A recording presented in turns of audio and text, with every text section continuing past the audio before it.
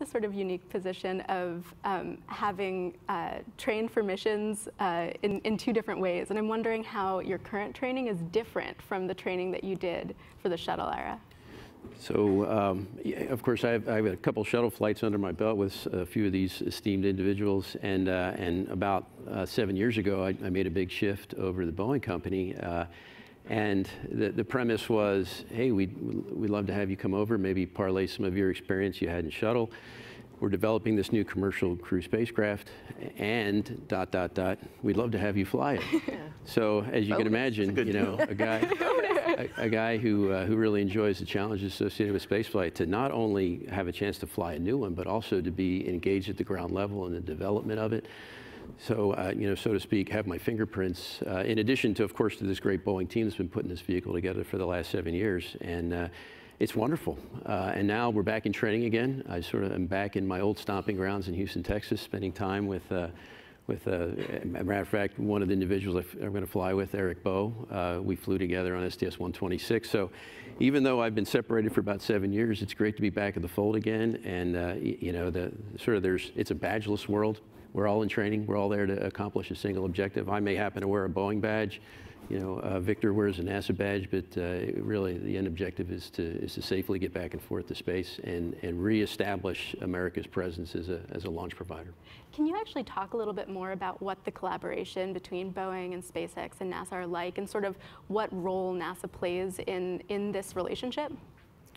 I don't know, Victor, if you want to start and give the SpaceX part. Absolutely. So, you know, the company is designing the vehicle and building the vehicle, but we, as the operator, the user, and eventually the risk taker when we get to launch day, we give input. And as the rookie in the group, I give less input, but the veterans that are a part of this, they give their input from their experience, and that helps influence the design. And so it is a good partnership. I think SpaceX's culture and NASA's culture are different. And when we get to launch day, I think we will have both moved toward this center and learned from each other and appreciated the best that each of the entities brings to the table. Yeah.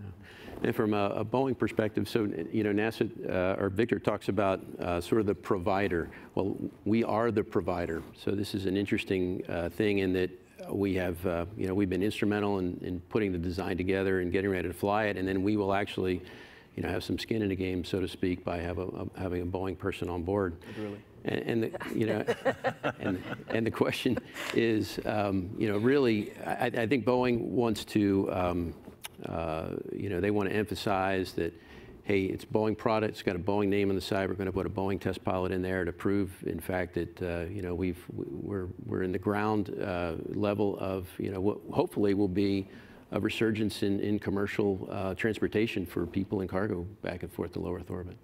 Great.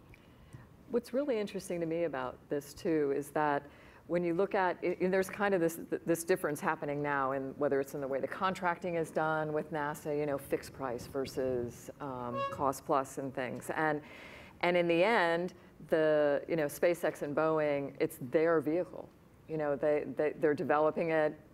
NASA will be customers, you know, utilizing it, and then the market will hopefully open up for more. But it becomes, you know, the Boeing and the SpaceX vehicle, whereas before the space shuttle, the space station were NASA's vehicle. And the thing that's interesting to me is we've always used commercial companies to do this. Right.